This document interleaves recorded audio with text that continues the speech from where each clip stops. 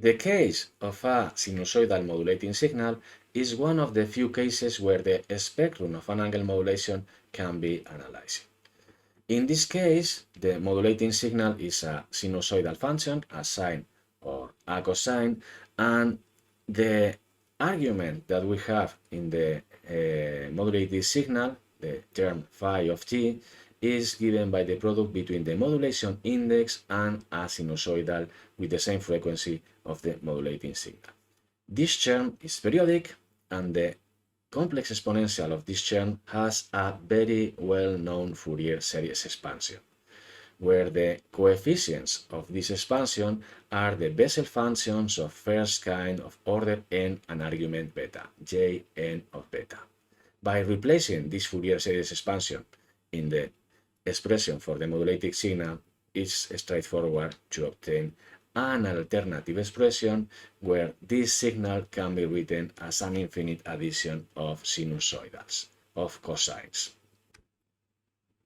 The frequencies of these cosines are the addition of the carrier frequency plus the addition index n times the frequency of the modulating signal for every value of n. And the amplitudes of the cosines are just given by the product between the carrier amplitude and the Bessel coefficients, the coefficients Jn of beta for every value of n. Although we have here an infinite addition of sinusoids, there are a limited number of them that contain the 98% of the power of the signal, and these harmonics are called to define the effective bandwidth.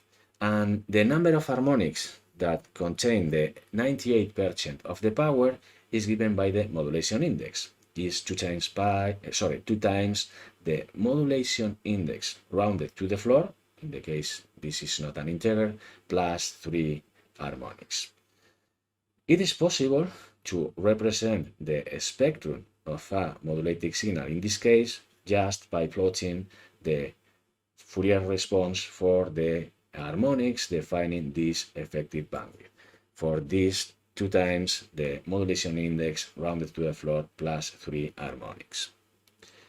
The amplitudes of these harmonics are proportional to the Bessel coefficients Jn of beta.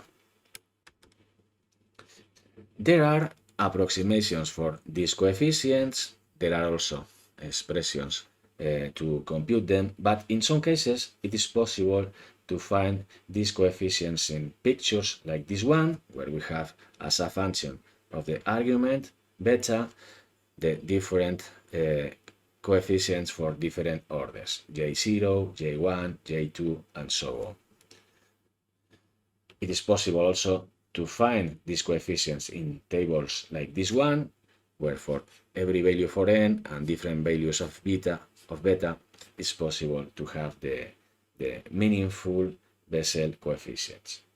We can also have numeric functions in programs like MATLAB, like Python, to compute these coefficients. So it's relatively simple to obtain the different values of Jn of beta for several values of n and several values of beta.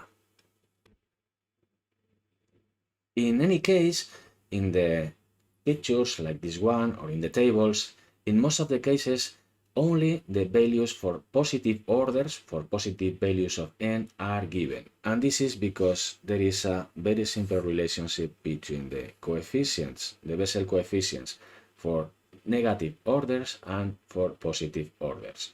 If the order is an even order, j of minus this order is equal to j of this order. And if the order is odd, the sign is modified. J of a negative order, in this case, is equal to minus j of the corresponding positive order. Because of this, if we have the coefficients for positive orders, implicitly we have the coefficients also for negative orders.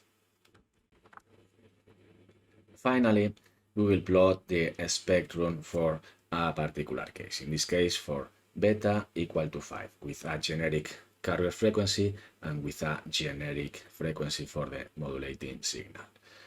In this case, for beta equal to 5, the number of harmonics that are defining the effective bandwidth is 13.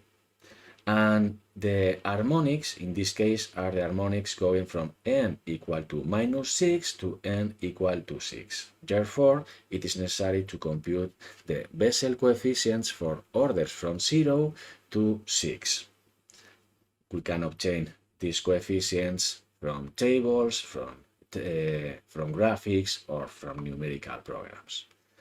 Once that we have these coefficients, the frequencies are the carrier frequency plus n times the frequency of the modulating index, of the modulating signal, and the amplitudes of the deltas corresponding to the spectrum of the cosine are given by the amplitude of the cosines, the carrier amplitude times the Bessel coefficient Jn of beta times pi.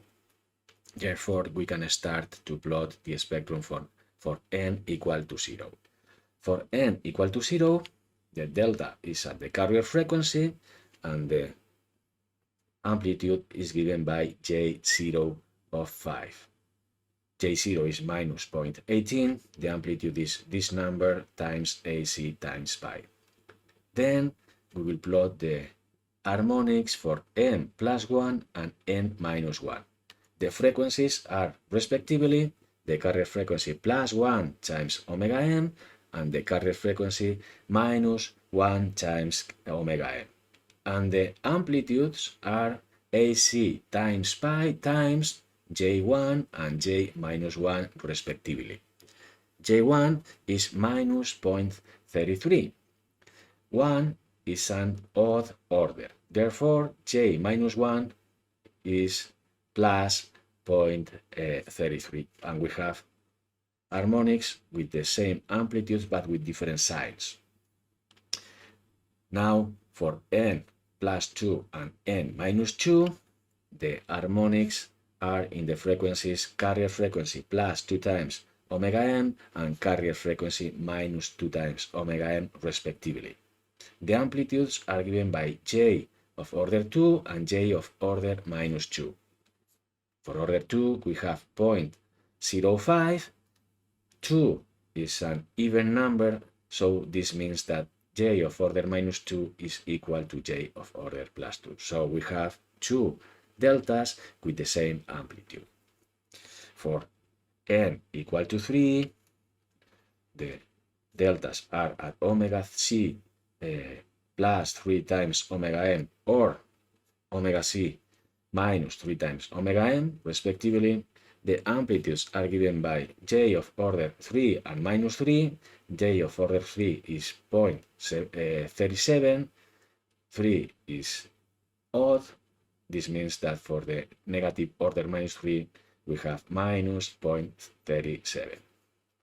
Deltas with the same amplitude with different signs because we have an odd order in this case. And this process is repeated for every harmonic. At 4, we have the frequencies at plus or minus 4 times omega n with respect to the carrier frequency, the same amplitude because 4 is an even order, 5 is odd order. We have different values in the coefficients J5 and J minus 5, 7, and these are the 13 harmonics containing the 98% of the power of the signal. Then we'll have additional harmonics that we are not going to plot here.